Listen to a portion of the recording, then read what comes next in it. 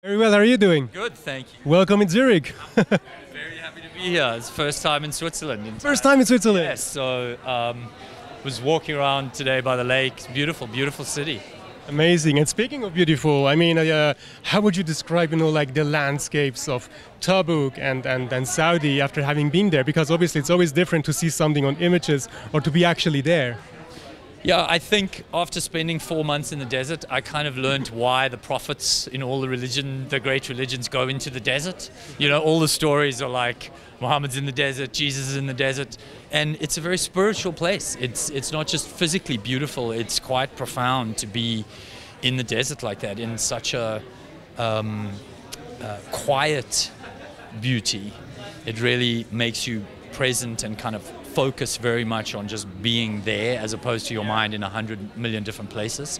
It was a very powerful experience for all the cast. We still have a cast group on WhatsApp that we all still text on, which I've never had in a movie. 4 years later, I've never had that, Usually there's one or two people that you can befriend and stay in touch with, but this was unlike anything. Yeah, this is unlike anything, man. Because it was also during COVID, so we were in a hotel, we couldn't go anywhere. We lived in one big hotel on the edge of the desert, went out into the desert every day. It was a very unique experience.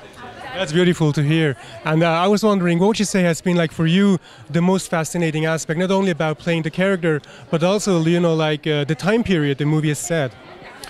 Well, there were lots of fascinating elements. I mean, I didn't know at all about the story. It's based on a historical story of a woman who really did unite a whole bunch of Arab tribes, which is quite interesting. And I've always been interested in the strange kind of tribal nature of humans. And this was an interesting exploration of that before Islam, it's really, really early days in that part of the world. And so it was kind of like a little bit of a history lesson in a way.